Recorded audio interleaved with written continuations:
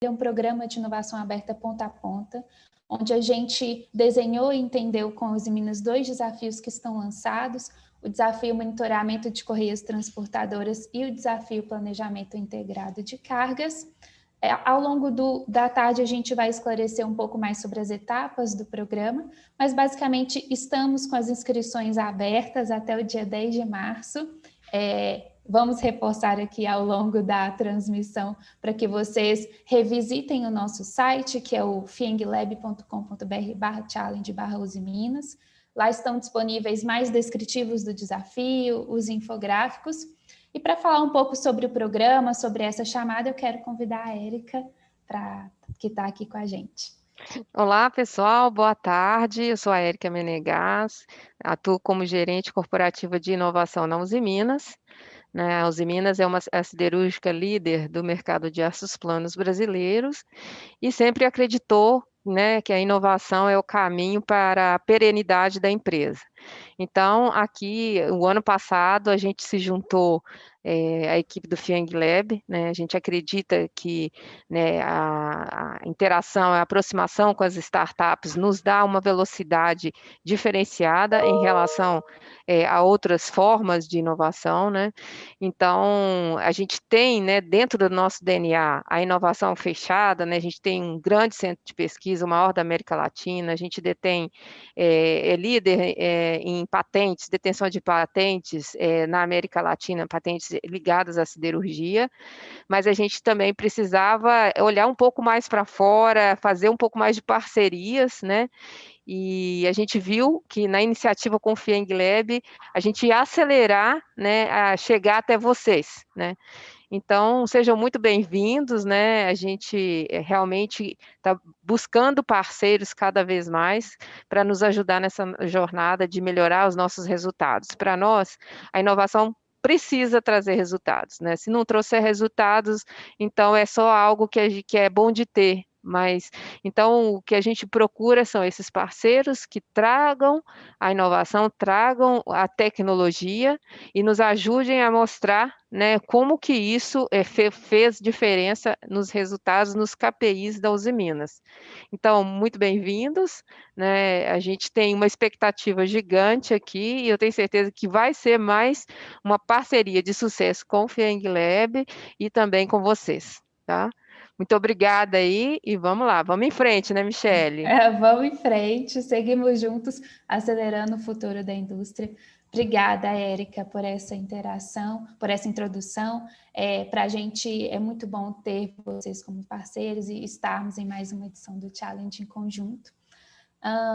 Para a gente poder já dar sequência, às dúvidas que recebemos, então, a todos os inscritos previamente no Challenge, nós coletamos as dúvidas de vocês, trouxemos aqui, a gente vai tentar esclarecer o máximo possível de dúvidas. Caso após o webinar ainda tenha alguma pendência, é só enviar para a gente no challenge@fienglab.com.br. E eu quero convidar também aqui o Eliezer, embaixador do Desafio Monitoramento de Correias Transportadoras, para introduzir para a gente o processo aqui no desafio. Boa tarde, Eliezer. Ok, boa tarde, pessoal. É muito bom a gente estar aqui, nessa parceria Usiminas e Fieng, como a Érica comentou aí, a Usiminas está com esse processo, tem uma gerência de inovação, tem trabalhado bastante com a gente aqui, os colaboradores, os aspectos de inovação, os projetos, os desafios, e é mais uma oportunidade aí da gente estar trabalhando inovação aqui na Usiminas. Esse desafio de monitoramento de correias transportadoras, eu sou embaixador da inovação aqui na manutenção, a gente captou essa demanda, essa necessidade, junto à manutenção da área de sinterização, que faz que recebe o minério, e a gente levantou algumas oportunidades de algumas inovações que a gente pode ter aí no nosso processo. A gente recebe o material, a gente vê aí um vagão, esse material minério de ferro chega nas Usiminas, uma das formas, a maior parte através de vagão, e a gente tem um sistema que o vagão, então, ele é descarregado através de um sistema de virador de vagão, que a gente chama aqui de car dumper, né? O vagão ele fica preso, né, nos outros vagões, né, mas a gente tem um sistema para girar esse vagão, né, e a gente fazer, então, o descarregamento do material. Esse material, então, ele cai num poço, né, ele tem um sistema ali, e a gente, então, através das correias, a gente joga nessa correia transportadora, que a gente chama de Flexwell, né, e ela, então, leva esse material até lá ao pátio de carvão, tá? Pátio de carvão, desculpa, pátio de minério, desculpa.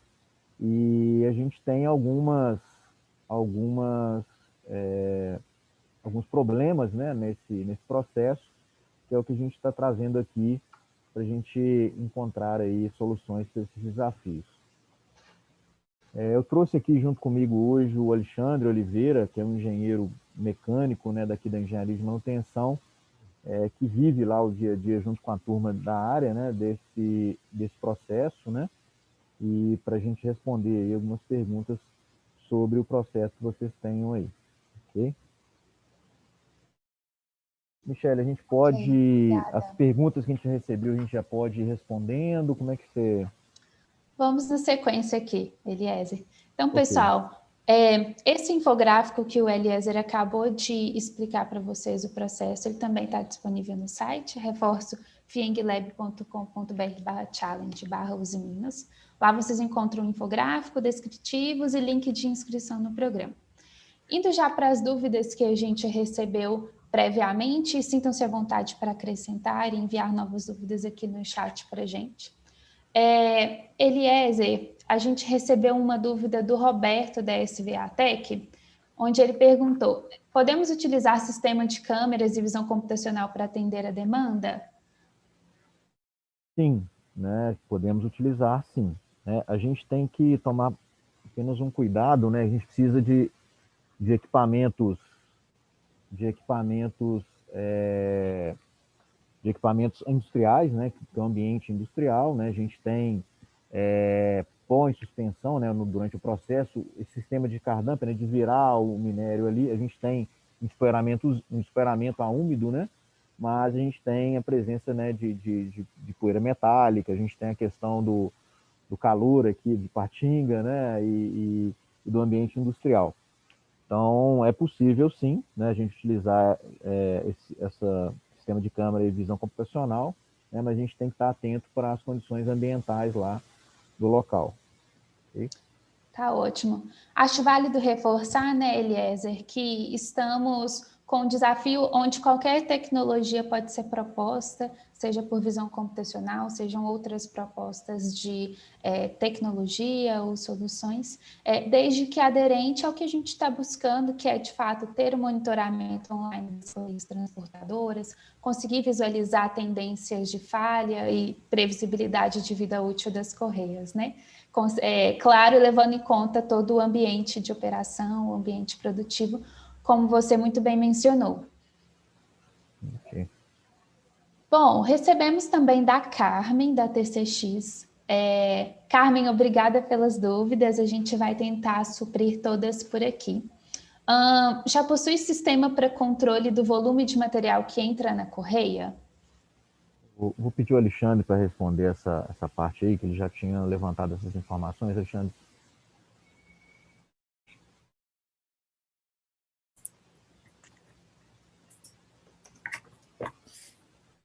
Boa tarde. Em relação ao controle de volume, esse material que cai no transportador, ele é regulado no fluxo com um alimentador de sapatas. Esse material ele vira numa tremonha. Essa tremonha abastece um alimentador de sapatas e esse alimentador de sapatas que abastece a correia. Então, o volume, né, a chegada de material, ele pode ser regulado através desse alimentador. A gente aumenta a velocidade ou diminui a velocidade conforme a necessidade. Granulometria de material, condições ambientais, né, se o material estiver muito úmido, a gente regula através disso. Tá ótimo, Alexandre. Na sequência, a gente também recebeu da Carmen. Quais os sensores já existentes? Corrente, desalinhamento? Hoje a gente tem instalado nesse transportador sensores de desalinhamento, nós temos sensores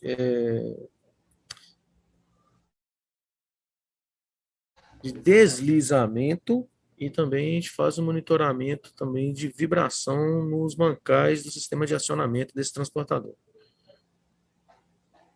Tá certo. Quais tipos de materiais estranhos podem aparecer? A gente mencionou sobre materiais estranhos também ser um dos fatores que pode causar danos na correia, né, Alexandre? Sim, já recebemos de materiais diversos, tá? Mas mais comum de acontecer é sucata metálica. Sucata metálica e também algum minério não britado, que o pessoal costuma chamar de mataco. É um minério com uma granulometria em torno aí de 100 milímetros ou mais, que costuma vir junto com o minério, né, que a gente recebe. Aham, certo. E o desafio também mencionou sobre a lubrificação, né? Já possui um sistema automático de lubrificação por spray, por exemplo, ou das condições do lubrificante? Não, o sistema de lubrificação que hoje é uma lubrificação toda manual, não existe um sistema automatizado, não. Ok. Também da Carmen aqui, deseja-se fazer a lubrificação de forma automática? Você já mencionou Sim, que ele não é automático, mas é uma intenção, né? sim, com certeza. Tá, ok. Acho válido a gente mencionar aqui que a lubrificação hoje ela faz parte do processo, a parte da correia, que é o processo de inspeção das correias, correto? Sim, existe um plano de lubrificação. Esse plano ele tem uma periodicidade, e o inspetor, o técnico de manutenção, né, responsável pelo equipamento, ele executa a lubrificação de acordo com esses planos. Certo. Ainda nas questões que a Carmen trouxe para a gente, existe fonte de energia para sensor de umidade nos vagões de transporte? Não, Sim, a fonte de energia no vagão não, tá? O vagão a gente recebe, né, da mineradora, normalmente não teria, não. A gente faz uma medição por amostragem, né, Alexandre? sim. A gente coleta uma amostra do vagão e faz essa medição, tá? Normalmente a gente trabalha em torno de 5 a 12% de umidade. Tá certo. Michele, só interrompendo um minutinho, a questão da umidade, ela agrava nos períodos de chuva, né? E aí sim, isso para a gente é um grande problema. Você consegue, inclusive, eu queria perguntar justamente isso, né? Ela tem o agravante das chuvas e, além disso, assim, quais que são os principais danos associados aí à presença da umidade? Como que ela, de fato, impacta para a gente dentro do processo? Começa a ter problema com o escoamento do material. O material, quando ele chega a uma umidade muito alta, quando a gente bascula o vagão, esse material adere, né, nas paredes do silo, né? E aí daí para frente eu começo a ter problema com o escoamento. E quando ele escoa, ele cai em blocos, vamos dizer assim. Ele não tem aquele fluxo contínuo. E ele cai em blocos e também me traz danos, né, no transportador, né? Digo em quebras mesmo, componentes mecânicos que acabam não resistindo a esse tipo de situação, né? Não foi concebido para isso, né? Então, esse é um dos principais problemas que o excesso de umidade, né, nos traz. Entendido. Bom, nessa linha, continuamos com as dúvidas da Carmen. O desgaste da correia geralmente acontece em pontos específicos ou pode ocorrer em qualquer local? Os desgastes, eles ocorrem nas extremidades, nas bordas dessa correia, né?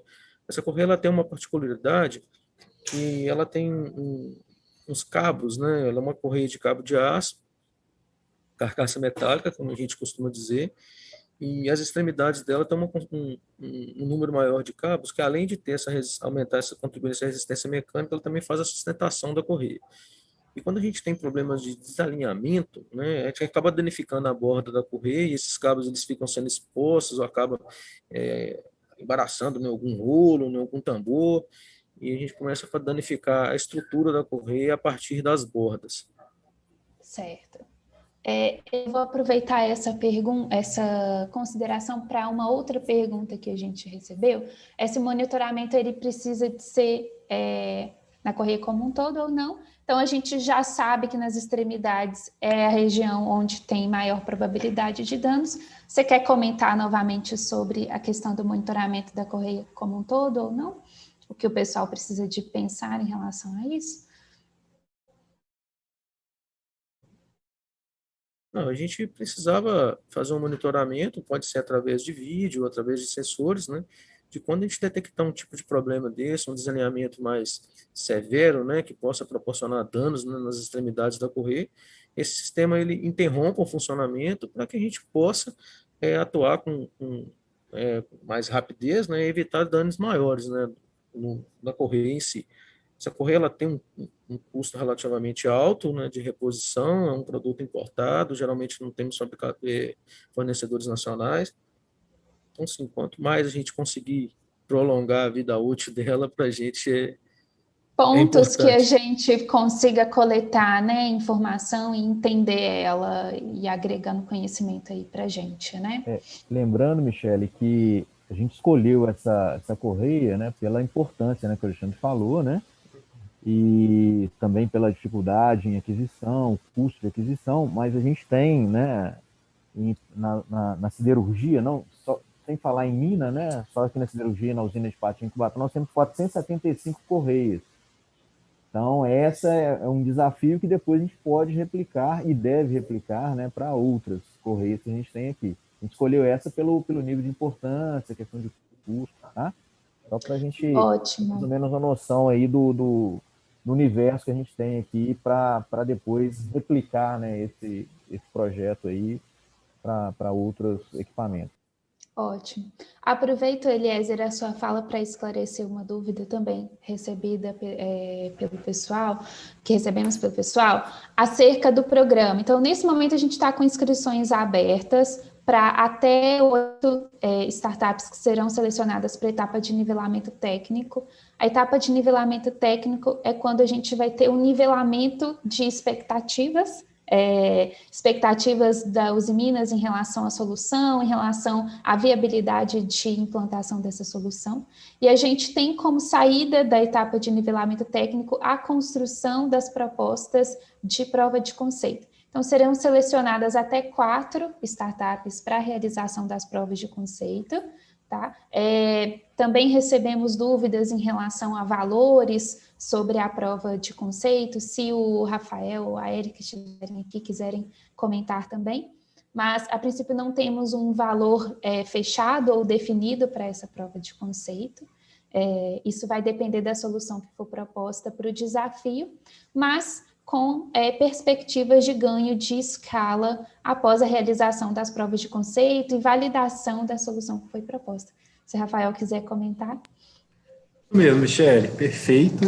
A gente não tem um valor fixo, tá? Que a gente tem fechado para os pilotos, para as POCs aí, mas a gente vai executando dependendo da solução, né? A gente sabe que a gente pode ter diversas soluções, tecnologias, isso variam bastante os custos, mas a nível inicial a gente não tem um valor, né? Claro que, como sempre, o mais otimizado o recurso possível, melhor para a gente conseguir executar e evoluir. Bacana, beleza? Tá ótimo. Obrigada, Rafael.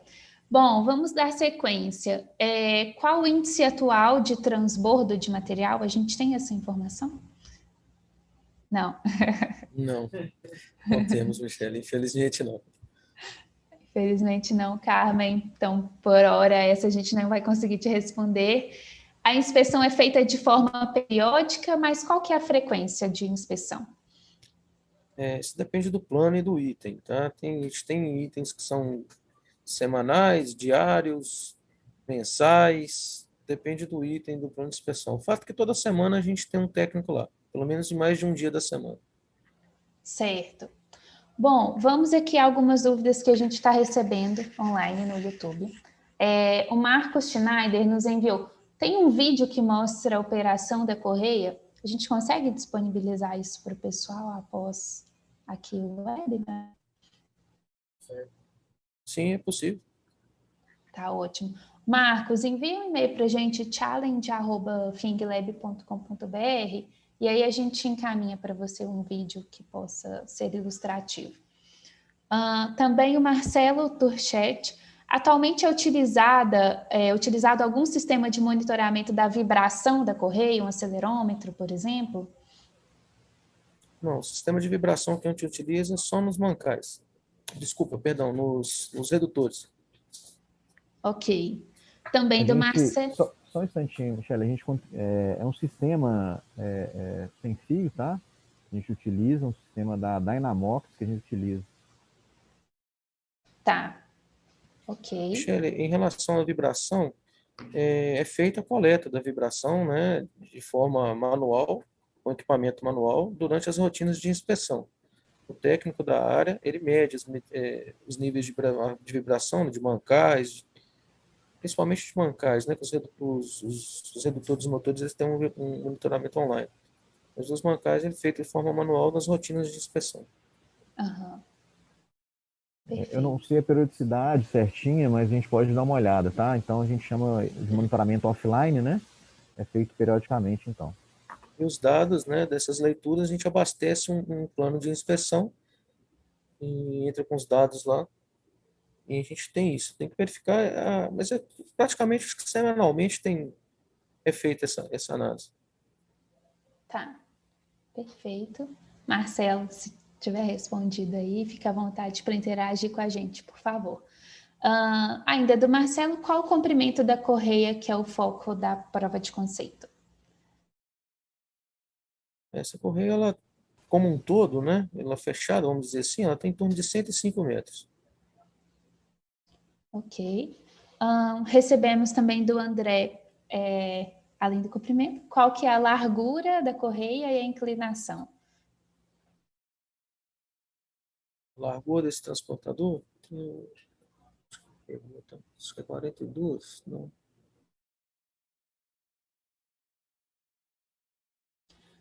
A gente volta, André, aqui até o finalzinho para poder esclarecer esse ponto para você, e aí Eliezer e Alexandre podem ir consultando a parte. Recebemos também do Lucas, da Crave Industry. Tem desenho aqui. Dados referentes às correias transportadoras se encontram no sistema PINS? Não, porque a gente tem uma limitação do PLC. O PLC que temos hoje lá, um PLC Rockwell Família 5, CPU 540. Então, ele tem algumas limitações. O que a gente tem hoje no PIN são dados de funcionamento, status, ligado e desligado, e o sinal do sensor de deslizamento. Tá? Então, são as informações que a gente tem hoje no PIN.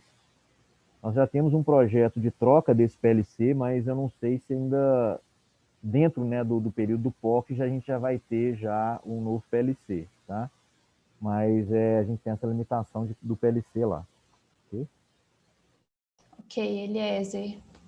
Obrigada. A gente recebeu também do Cássio da Coin. Qual o comprimento total de correias a ser monitorado? Falamos aqui anteriormente.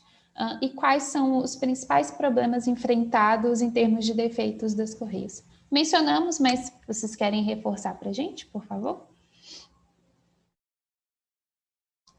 Comprimento e principais defeitos. Os principais defeitos que a gente depara nas correias são questões de desalinhamentos. Eu desalinho com uma certa frequência, aí entra em contato com a estrutura, danifica as bordas. E a região também da emenda da correia, as taliscas laterais lá, elas também costumam se desprender. É feita ela vulcanizada a frio, tá? E pelo menos uma vez por ano aí, quase a gente tem que refazer essa emenda nessa região. Estou falando só das taliscas, tá? Da emenda da correia, não. Certo. Recebemos aqui do Matheus Salvador. É possível enviar desenhos dos rolos da correia? É um material que a gente consegue disponibilizar? Ele precisa dos rolos ou dos tambores? Matheus, comenta pra gente aí no chat, por favor.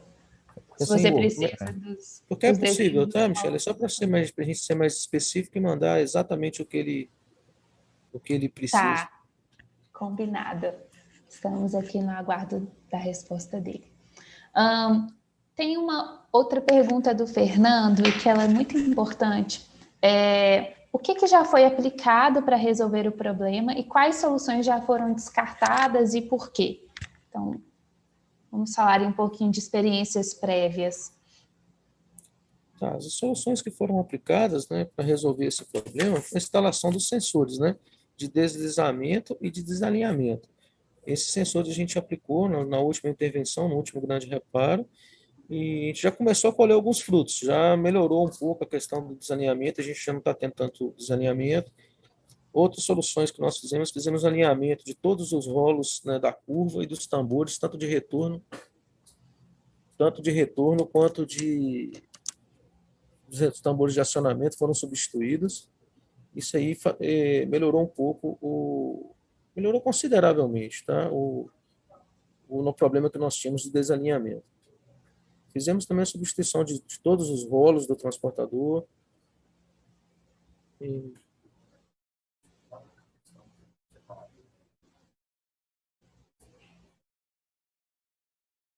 A gente colocou também sistemas para detectores de metal, né? Que chega e descarrega, a gente já colocou.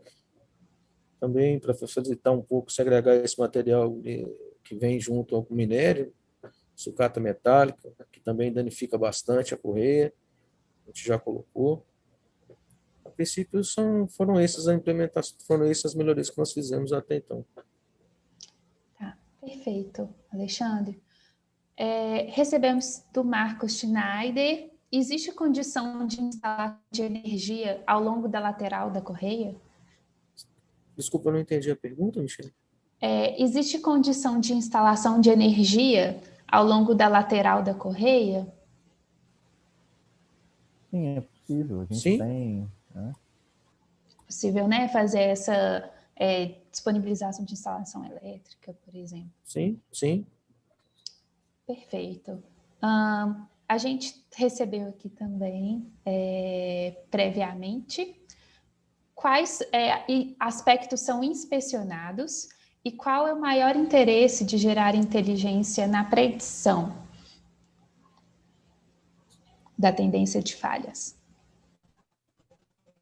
Os aspectos que são... Na verdade, a gente faz a inspeção da correia como um todo, o transportador como um todo, não só da correia.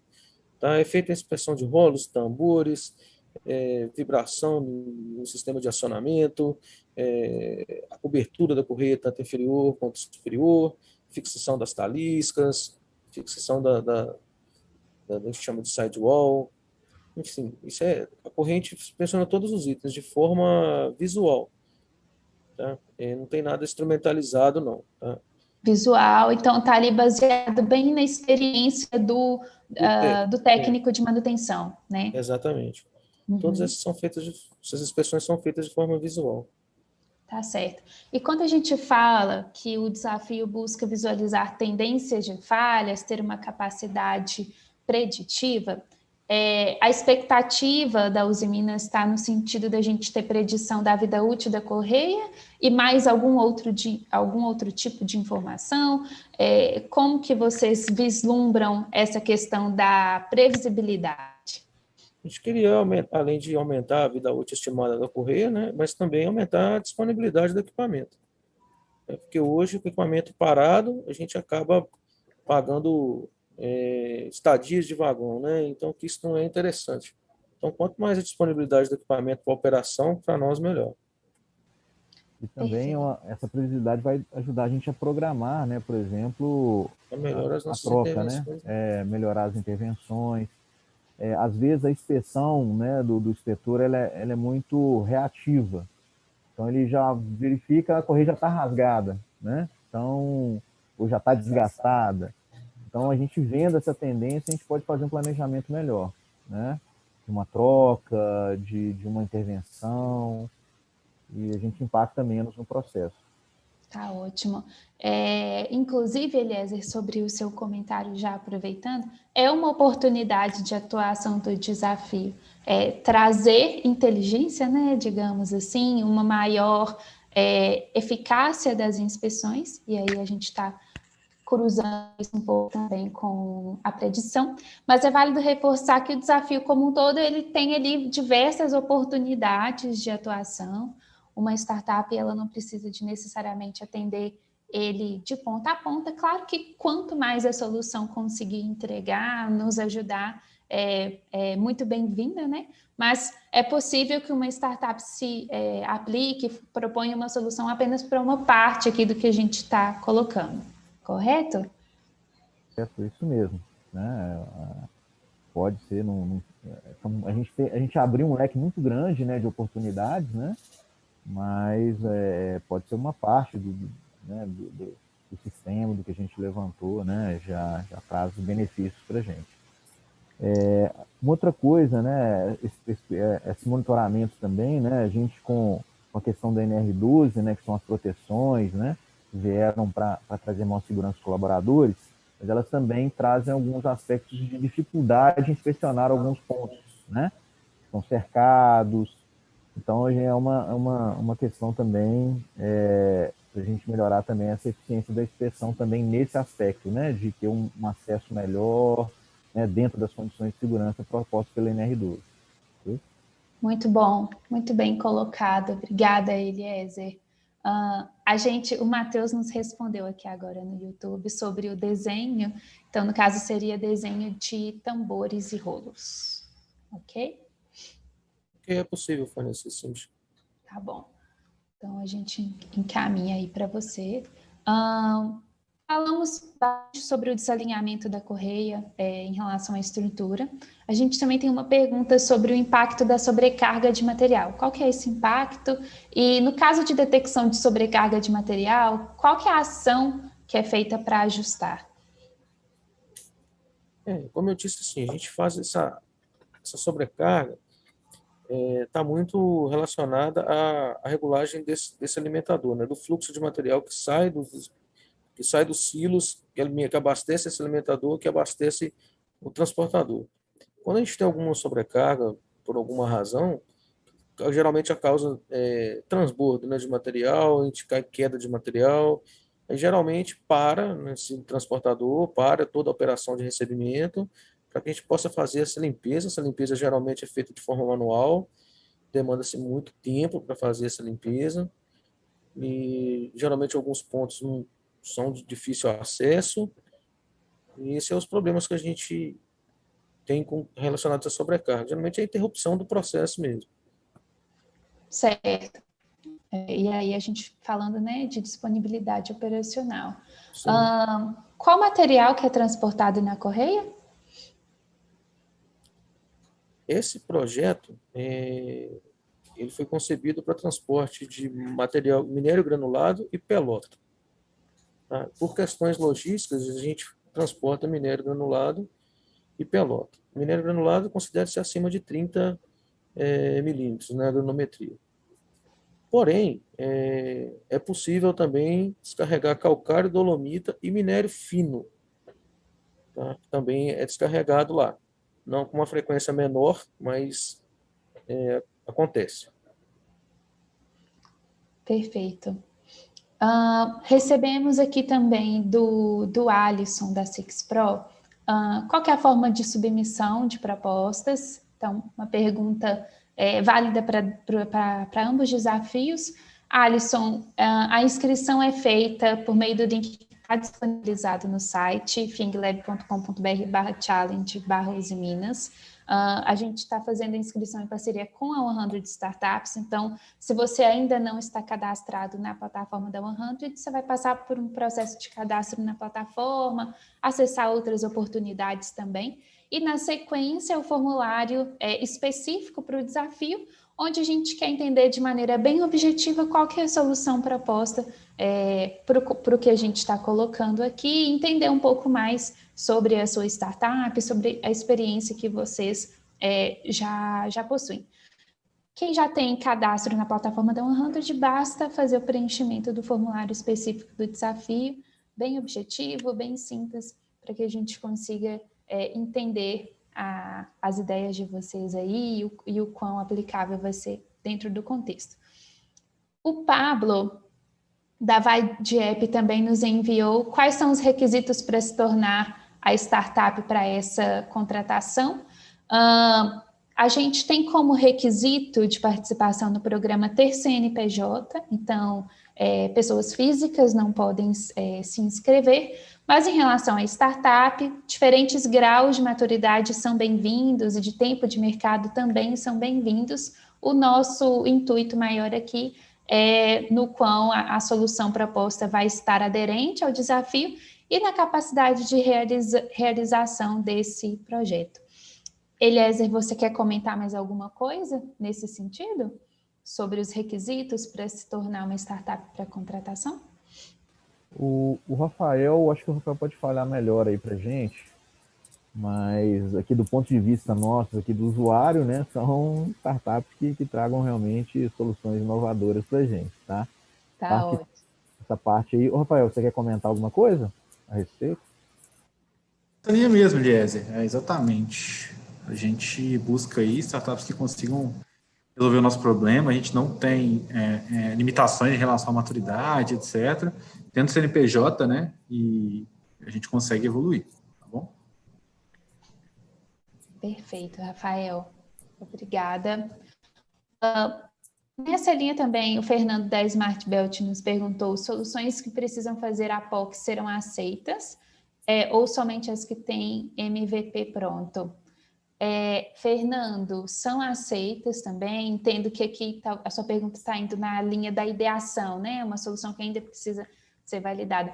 É aceita também. A gente tem um modelo de realização das POCs, um formato ágil, onde as POCs acontecem dentro de 8 semanas.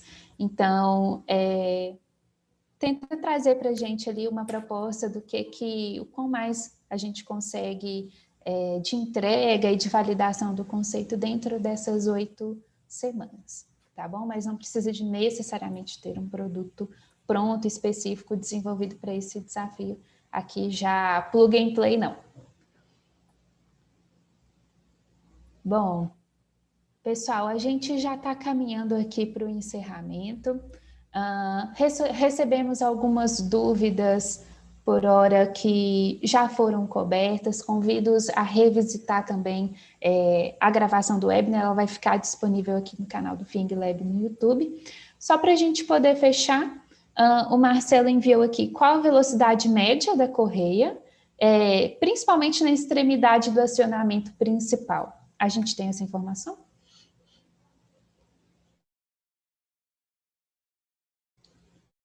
Sobre a velocidade média da correia? Desculpa, eu estava com o microfone fechado aqui. A velocidade máxima da correia é 2,09 metros por segundo, que dá aproximadamente 7,5 km por hora. Essa é a velocidade máxima, tá? Perfeito. Ele perguntou também sobre, principalmente na extremidade do acionamento principal. A gente tem aí muita variação da velocidade da correia de acordo com a região dela. Vocês querem ressaltar algum ponto nesse sentido? Não temos muita alteração em relação ao ponto da correia, não, tá? Mais ou menos essa velocidade é a velocidade ao longo dela toda, tá? Perfeito. E também sobre qual que seria a distância entre os roletes? 1.000 milímetros. 1.000 milímetros. Perfeito. Na parte horizontal.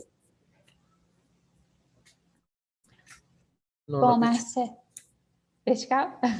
Não, na vertical não tem rolos de apoio, não. Ela tem ela tem 4 rolos guias na parte vertical da correia e na parte horizontal os rolos são distribuídos a cada 1.000 milímetros.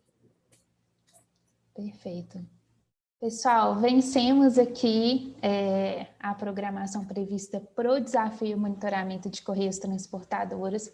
A gente tentou esclarecer todas as dúvidas de vocês, mas caso fique algo pendente, por favor, nos enviem no e-mail challenge@finglab.com.br.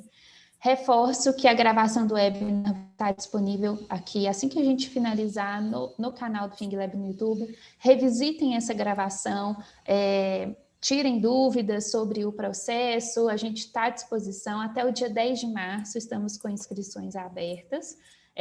Link da inscrição no site finglab.com.br/challenge/Usiminas.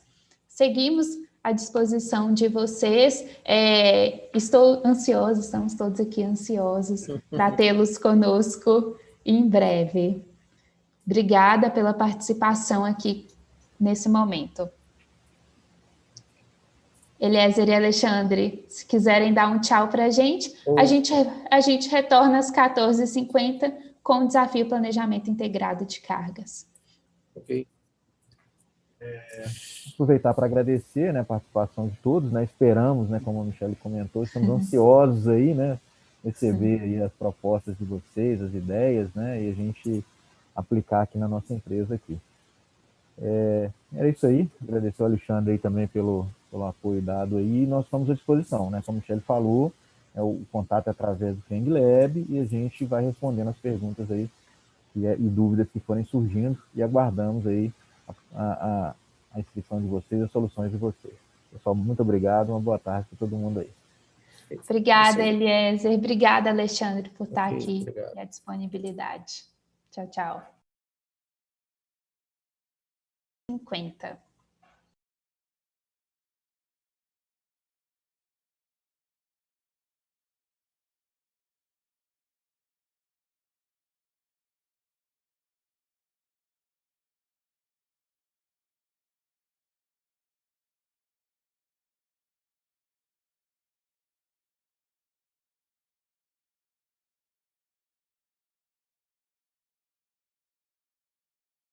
Desafio monitoramento de correias transportadoras. Convido-os a assistir também, conhecer o outro desafio. A gente esclareceu algumas dúvidas sobre o programa durante a conversa anterior. Vou tentar trazê-las novamente para esse outro desafio, mas convido a revisitar. Deraldo é embaixador do desafio Planejamento Integrado de Cargas, que é o infográfico que está na tela para vocês. Esse infográfico, outros descritivos do desafio, link de inscrição para o programa, estão disponíveis no site finglab.com.br/challenge/Usiminas. E agora eu vou pedir o Deraldo para poder apresentar a vocês o desafio Planejamento Integrado de Cargas, quais são aí as expectativas da Usiminas em relação a ele.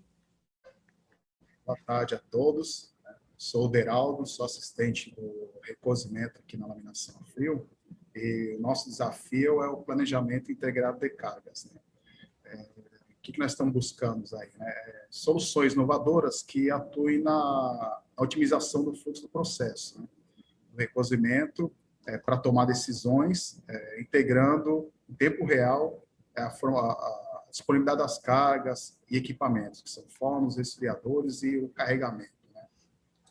Então, o nosso processo aqui ele começa no recebimento de material do LTF, no laminador de tiras a frio. Nós carregamos esse material sobre uma base fixa, nós temos um total de 18 bases. Nós utilizamos um forno de aquecimento, ou campana de aquecimento, que chamam, né, oficialmente. Após o processo de aquecimento, ela é retirada desse forno, e colocamos um resfriador, uma campana de resfriamento, para poder fazer o resfriamento da carga, sair numa temperatura adequada, que não degrade o material e que vá para o processo seguinte. Né? Após o resfriamento, é feito o descarregamento e enviado para o LE, o laminador de tiras, o laminador de encruamento. Desculpa. Nós temos 18 bases fixas, né?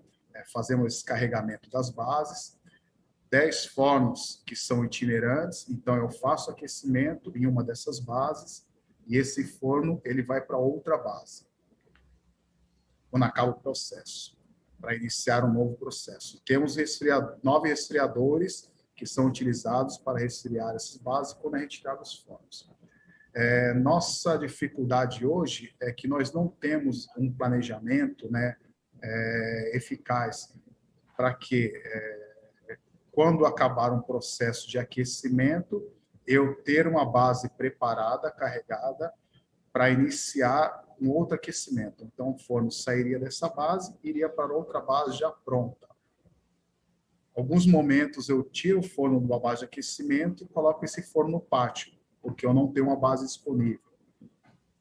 Alguns outros momentos eu tenho bases carregadas e eu não tenho forno disponível, porque esses fornos estão retidos em outras bases em aquecimento ainda. Então, isso nós temos um atraso no processo, né? E a ideia seria realmente ter uma solução inovadora para otimizar todo esse processo, otimizando esse tempo, deixando de ter os equipamentos parados. Tá ótimo, Deraldo. E nessa linha, é válido reforçar também, né, que a gente está falando muito sobre disponibilidade operacional dos equipamentos e, especificamente nesse desafio, a gente tem a questão de aumentar a assertividade do planejamento de produção. Não é isso, Deraldo? Exato. Otimizar a assertividade e aumentar a produtividade com isso também, que nós temos bastante perda de produtividade, né, com esses equipamentos parados. Perfeito.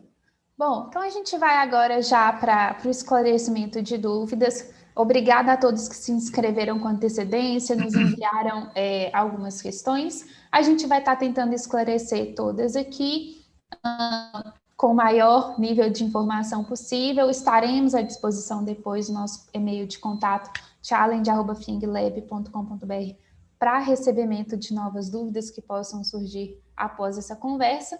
E aí, o nosso chat também está disponível no YouTube. Sintam-se à vontade, por favor, para interagir com a gente, enviar novas dúvidas a partir do que os especialistas forem colocando aqui. Vamos iniciar aqui com uma dúvida do Cláudio, da Térmica Solutions. Os fornos já têm escada? Sim, já temos sim. Já. Sistema supervisório, já temos. Perfeito. O Alexandre, da Realidade Aumentada, perguntou: atualmente existe a coleta de dados de cargas, produção, processos? Sim, nós temos isso aí no nível 2 e também no nível 3, temos todos esses coletas de dados aí, com duração de até 2 anos no nível 3, e no nível 2 podemos resgatar dados mais antigos aí de até 20 anos. Então, a gente consegue já ter ali, para propostas que estejam na área de ciência de dados, de machine learning, né? A gente já consegue fornecer um nível de informação para o pessoal, não é isso mesmo, Deraldo? Sim, exatamente. Consegue fornecer um nível suficiente de informação para poder fazer esse projeto. Tem algum tipo de informação ou de dado que vocês entendem que faça necessário coletar, ou todos que são relevantes para o planejamento da produção hoje, a gente já tem acesso a eles? Todos que têm esse sistema aí já é o suficiente já. Perfeito. E as soluções recebemos com antecedência também. As soluções precisam serem integradas aos sistemas da Usiminas? Michele, todo o sistema aqui ele é um sistema integrado aos Usiminas, né? Deve estar, né? Podemos disponibilizar no PIS, né? Para poder facilitar. Hoje, o nível do reconhecimento 5 já está no PIS, eu tenho muita informação que é visível a todos, né? Não é feita alterações, mas ela é visualizada por qualquer um que consiga ou queira fazer. Perfeito. Michele, só complementar aqui, Deraldo, né? Talvez em momento piloto, né, a gente não vai ter a integração propriamente dita, até pelos prazos e tempos, mas na solução pós-piloto e prova de conceito, o ideal é que a gente integre para ajudar a turma lá e não ter duplicidade de sistemas, né, Deraldo? Sim, ok. Exatamente, Rafael. Obrigado aí pela... Isso mesmo, Rafael.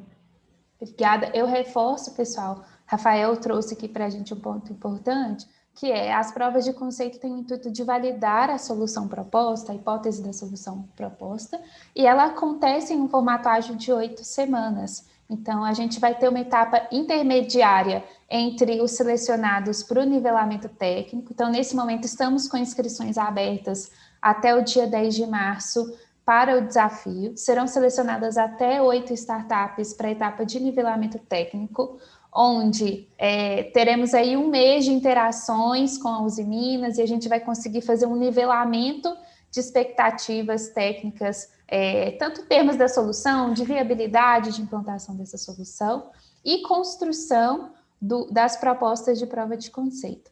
Uma vez selecionadas as startups para a etapa de prova de conceito, e aí a gente está falando de até 4 startups selecionadas dentro do programa, as provas de conceito serão realizadas dentro das 8 semanas previstas, com valores variáveis. Então, já adiantando perguntas que recebemos previamente, não existe um valor fechado, pré-definido para a POC, isso vai ser variável de acordo com a solução que for proposta. Se o Rafael quiser complementar para a gente também. Exatamente isso. Tá ótimo. Obrigada, Rafael.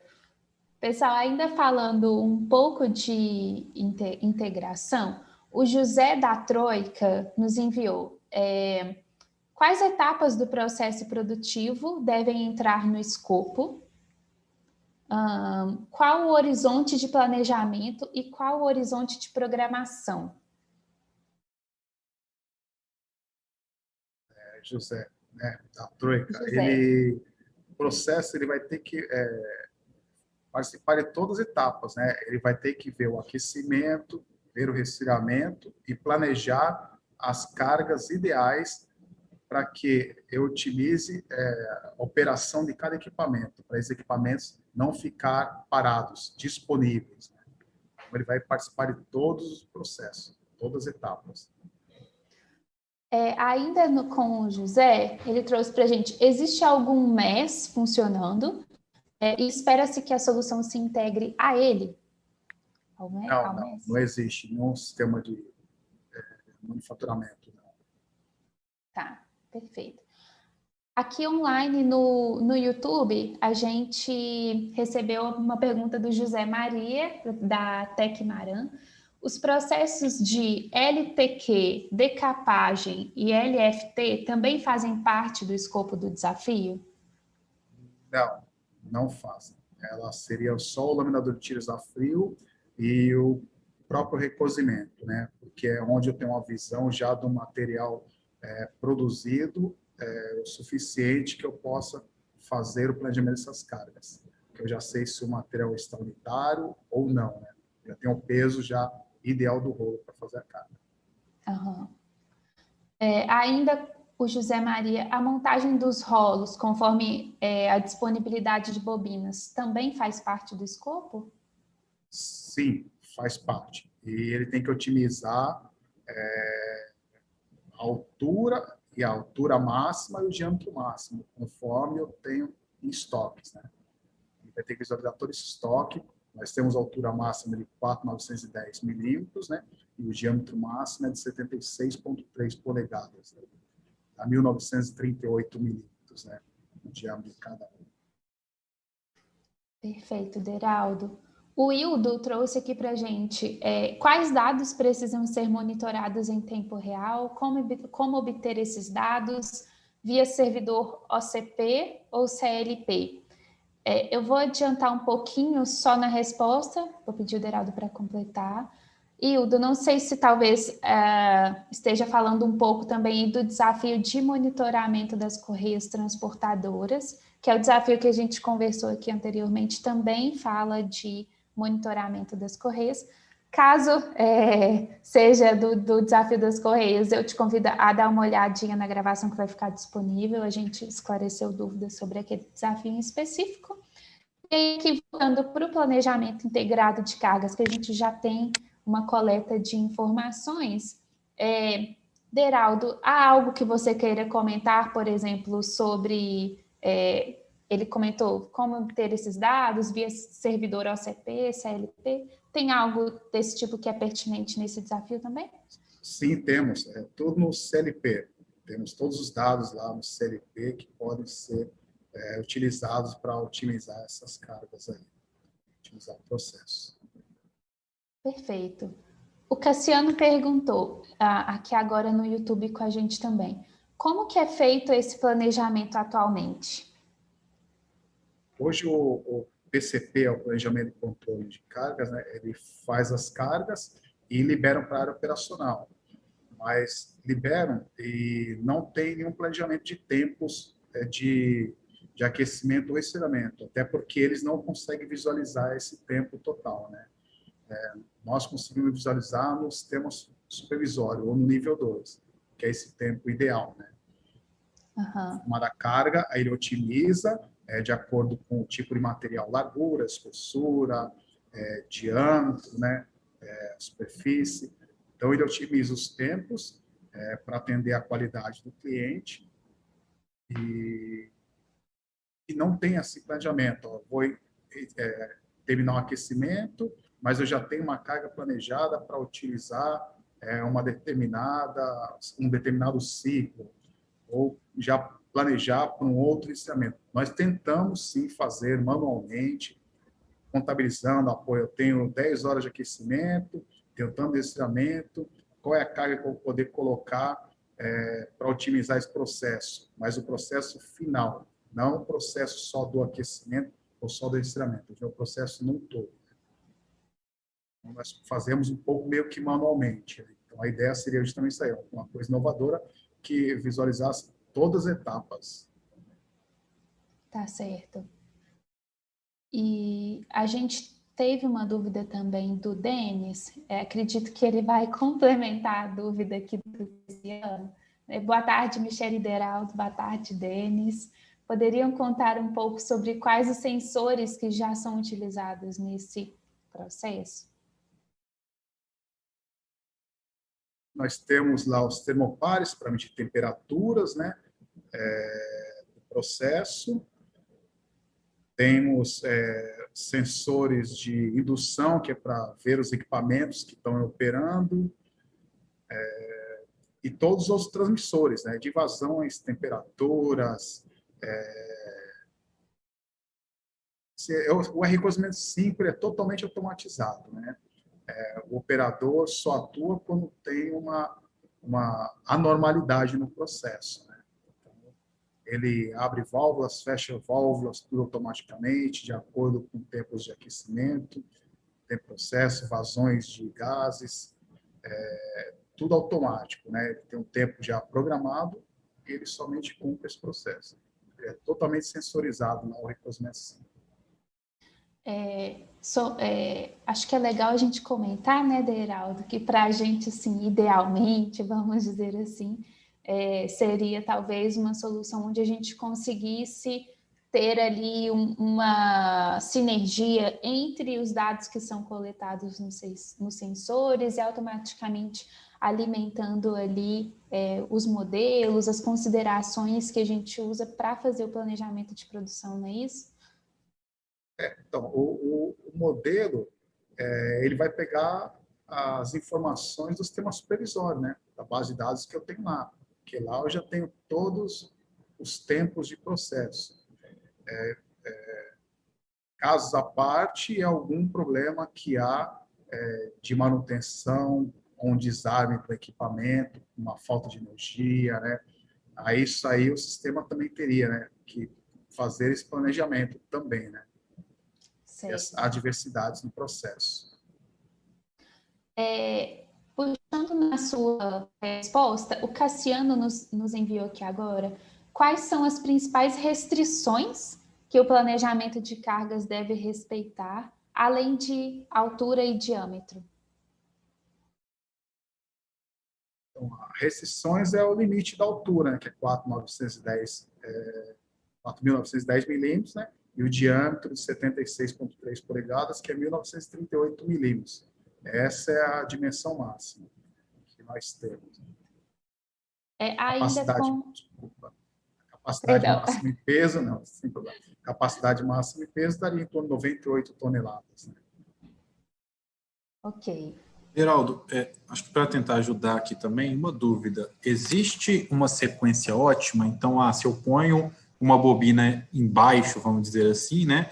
Tem outras duas, dependendo da característica, eu não posso pôr acima. Existe também esse tipo de restrição? Sim, sim. Acabei não comentando, desculpa, né? Obrigado por ter lembrado aí. Elas têm uma restrição de espessura de material, sim, que é o fator de compressão, que chamamos, né? Material espessura abaixo de 0,60, ele suporta determinado peso. Um exemplo, material 0,60, 0,54, ele suporta até 48, 50 toneladas. Material de 0,50 a 0,40, ele suporta 20 a 29 toneladas, 30 toneladas. Então, temos isso daí, temos uma tabela. Nosso sistema, ele já visualiza isso, né, o fator de compressão que chamamos, né, que isso também ajuda a agregar aí para poder, para a startup aí, né, para esse projeto aí de otimizar a carga. Perfeito, Deraldo. Obrigada, Rafael, por ter trazido a dúvida para a gente. O Cassiano também trouxe aqui quais fatores influenciam o tempo de aquecimento e o tempo de resfriamento das cargas. São ciclos, né, de recozimento, que são os materiais mais nobres, que são estampagem extra profunda, né, que é para ter uma conformação maior, por exemplo, para automobilística, né. Então, esses são os maiores tempos de processo, né? E os menores tempos de processo são móveis de aço, que são exemplos, né? São para fazer tubos de cadeiras, mesas, né, de aço e outros clientes que temos aí, né? Tem uma variabilidade no ciclo mais curto de 24 horas ao máximo de 52 horas, tempo total. Perfeito, Deraldo. Ainda aqui, além dos fornos e resfriadores, outros equipamentos devem ser considerados na solução, como pontes, por exemplo? Não. Seria só o forno e resfriador mesmo. Desculpe, considerar um tempo aproximado de descarga e carga, né, que é um tempo de manuseio do material, que é em torno de 1 hora. Queria colocar um ponto aqui também, para ajudar um pouquinho. A gente está falando sobre sistema o tempo todo, né? Mas talvez a gente entrando com uma visualização ou com uma sensorização, algo que a gente consiga ter uma visualização mais simulada, que ajude a gente a otimizar, né, baseado nas restrições. Isso também eu acredito ser possível de solução, tá? Então, só para falar com a turma aí, que a gente está falando sistema, mas não necessariamente precisa ser somente um algoritmo, alguma coisa do tipo de sistema que a gente está acostumado, né? Eu acho que a gente pode ter aí um digital twin, a gente pode ter algumas coisas mais avançadas também que na minha humilde experiência, eu acho que podem ajudar o desafio do Geraldo e do Antônio aí também, tá bom? Só para ajudar também. Obrigada, Rafael. Reforço em cima, né, até do que o Rafael trouxe, todas as soluções são bem-vindas, atendendo aqui o contexto do desafio. Não é necessária a startup atender a todas as oportunidades colocadas, mas quanto mais a gente conseguir trazer em termos de abrangência do desafio, mais competitivas serão as soluções propostas. A gente chegou a mencionar anteriormente, mas o Guilherme trouxe novamente, acho que vale reforçar, qual que é o horizonte de planejamento que a solução deve considerar?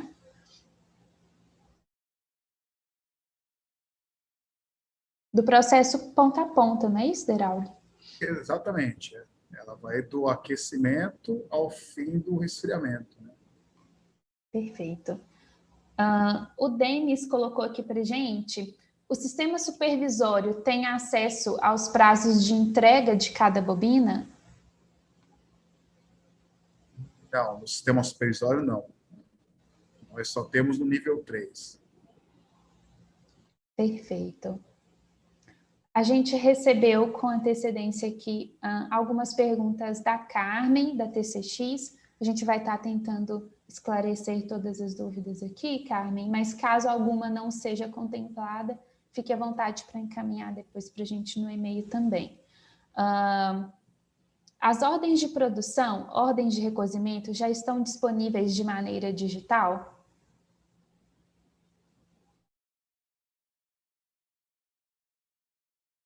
Desculpa, não entendi. O que seria a ordem digital? Se ela está em tudo sistematizado?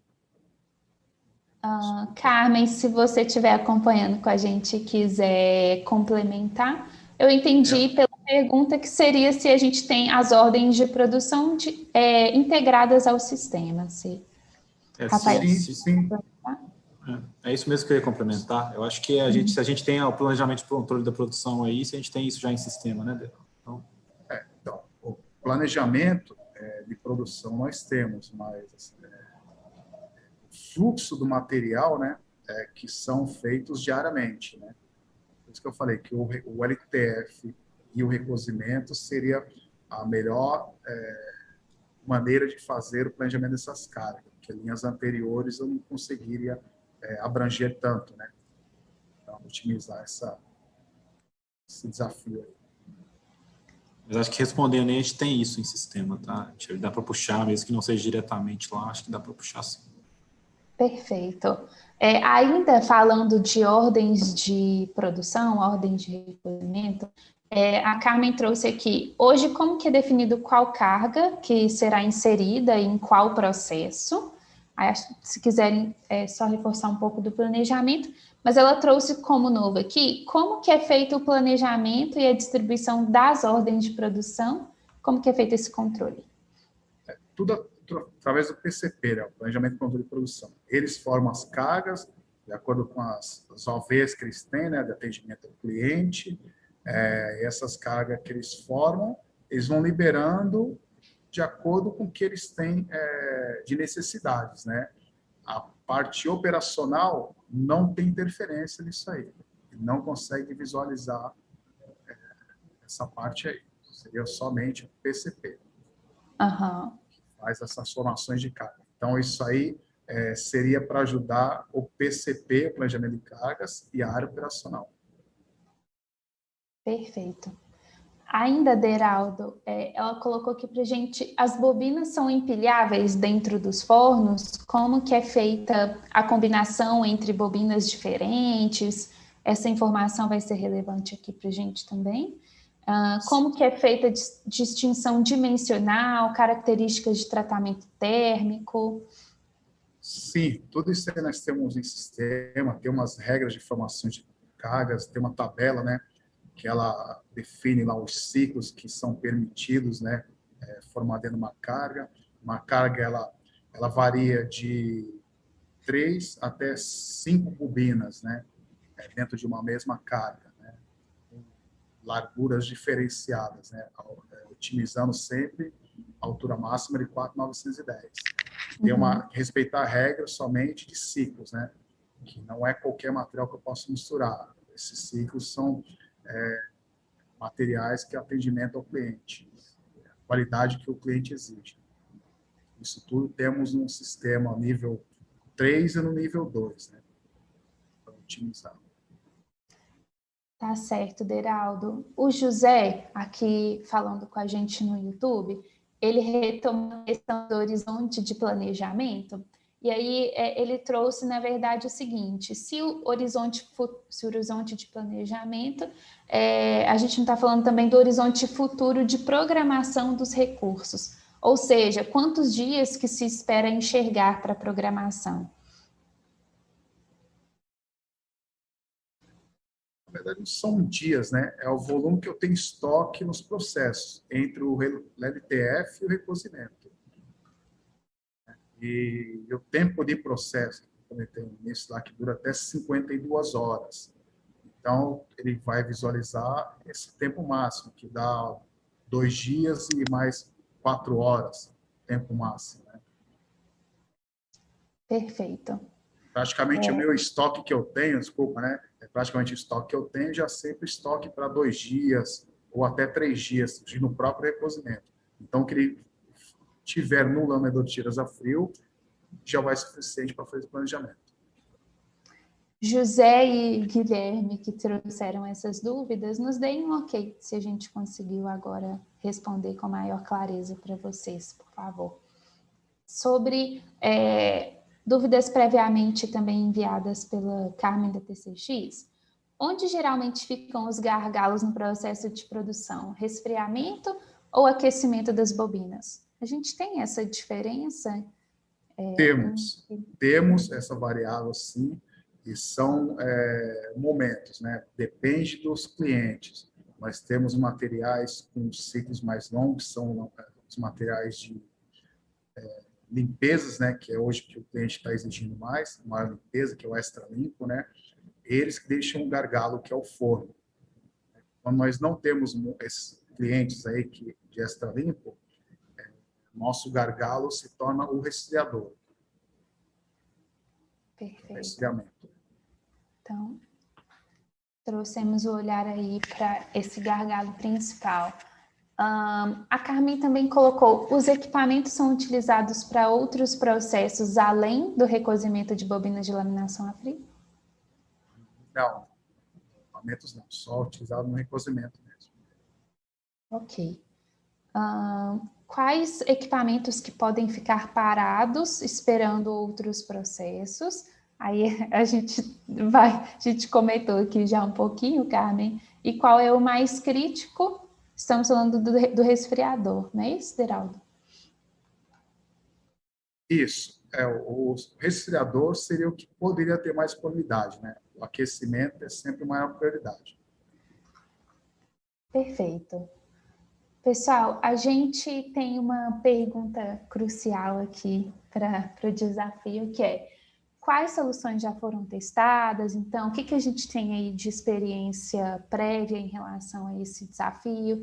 Quais aprendizados que são válidos a gente compartilhar aqui com o pessoal? Não tivemos nenhuma solução.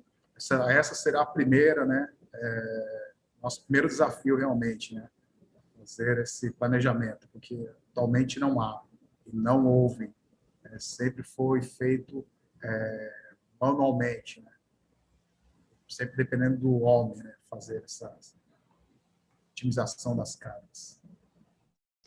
Perfeito. A gente chegou a abordar um pouco, e a Carmen trouxe aqui também, se existem restrições na combinação de bobinas para um único forno, mas em relação ao tempo intermitente de aquecimento e resfriamento. Aí a gente está falando das restrições associadas ao que é pedido do cliente, não é isso mesmo? Exatamente. São ciclos, né, que são as principais restrições e a espessura do material. Né? Perfeito. E aí, da mesma forma, isso conversa com os tipos de bobinas e os tamanhos que estão dentro do processo, não é isso? Exatamente. Bom, recebemos aqui também agora no YouTube do Denis, os tempos de resfriamento são bem definidos como os tempos de aquecimento? Sim, são bem definidos. O aquecimento é o que tem maior assertividade, são padrões, eles sempre cumprem. Somente o resfriamento que eu tenho algumas interferências das intempéries, né? Depende se está frio, depende da temperatura da água, mas a variação é em torno de 1 hora, 2 horas mais ou menos.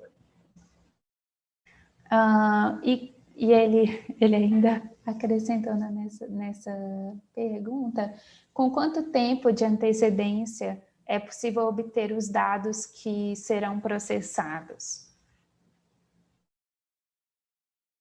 4 dias, 3 dias, 5 dias, vai variar com o que eu tenho em estoque mesmo, no recozimento e no laminador de tiras a frio. Em algum momento, Deraldo, a solução aqui para o desafio, ela extrapola a questão do planejamento de produção e ela considera algo como previsão de demanda, algum outro tipo de planejamento? Desculpa, eu não entendi. A solução proposta para o desafio, ela vai considerar apenas o planejamento de produção, ou ela precisa de extrapolar para outros tipos de planejamento, como previsão de demanda, Não, né? A gente está com um olhar só para planejamento de produção. Só planejamento de produção. Só. Tá, combinado. Bom, pessoal, a gente já está chegando aqui no final do webinar para o Desafio Planejamento Integrado de Cargas. Quero reforçar que o programa ele tem uma abrangência nacional, então, especificamente, o Desafio Planejamento Integrado de Cargas, estamos falando de um processo que está na unidade de Cubatão, não é isso mesmo, Deraldo? Sim, isso. Unidade de Cubatão, em São Paulo. Para o desafio monitoramento das Correias Transportadoras, o processo está na unidade em Ipatinga, e estão abertas aí inscrições para startups de todo o Brasil se aplicarem e estarem conosco dentro dos desafios. Reforço aqui o site do programa, que você consegue baixar esse infográfico e demais detalhes. Também acessar o link de inscrição. Então, a inscrição é feita por meio da plataforma 100 Startups. Se você ainda não tem cadastro na plataforma, vai fazer um breve cadastro e, na sequência, responder o formulário específico para o desafio, que a gente quer entender basicamente qual a solução proposta, um pouco da sua experiência, mas uma inscrição bem objetiva. Você consegue acessar todas essas informações em fienglab.com.br/challenge/usiminas. Nos sigam nas redes sociais também, estamos no Facebook, LinkedIn, Instagram do FIENG-Lab e da Usiminas. A gente vai estar comunicando novidades também sobre o desafio. Seguimos à disposição para esclarecimento de novas dúvidas no e-mail challenge@fienglab.com.br. Obrigada, pessoal, por terem participado aqui conosco, por terem enviado as dúvidas. Estamos ansiosos para receber a inscrição de vocês. Deraldo, você quer dar um tchau aqui para o pessoal? Sim, obrigado aí pela participação de todos, né? Espero realmente nós conseguimos aí uma solução inovadora para o nosso processo, né? Otimizando todo ele no aquecimento, no resfriamento, na otimização das cargas, aumentando nossa produtividade, né? Que hoje nós somos gargalo, o recozimento hoje é um equipamento gargalo na laminação a frio, né? Conta algumas demandas e desses pequenos delays temos aí, né? Desses atrasos aí de equipamentos parados. Agradeço a toda a participação e todas as informações devem ser através do nosso FIENG-Lab aí, da Michele, da Fernanda, do Rafael, que estarão aí fazendo contraparte com a gente aí. Obrigado a todos. Obrigada, Deraldo. Obrigada por estar aqui conosco. Eu vou pedir à equipe Usiminas que ainda estiver com a gente aqui na chamada, quem puder abrir a câmera e a gente dá um tchau aqui em conjunto para todos os participantes. Obrigada, pessoal. Obrigada, Antônio, Eliezer, Rafael. Obrigado. Valeu, gente. Muito obrigado. Obrigado. Contamos até o aí. dia 10 de março, a gente está esperando as inscrições de vocês. Isso aí, vamos receber as inscrições aí. Daqui uns dias a gente vai estar encontrando nas plantas aí, né? Se conhecendo, aprofundando no processo para conseguir evoluir cada vez mais. Obrigado a todo mundo. Deraldo, Antônio, Eliezer. A turma deu um show, né? Então, bem legal aqui acompanhar. Muito bom. Vamos que vamos. Deram um show, saímos com muitos aprendizados e tenho certeza que com as ideias aí pipocando do outro lado. Obrigada, pessoal. E aí, pessoal, boa tarde. Um abraço para todos. Boa tarde, abraço. Até mais.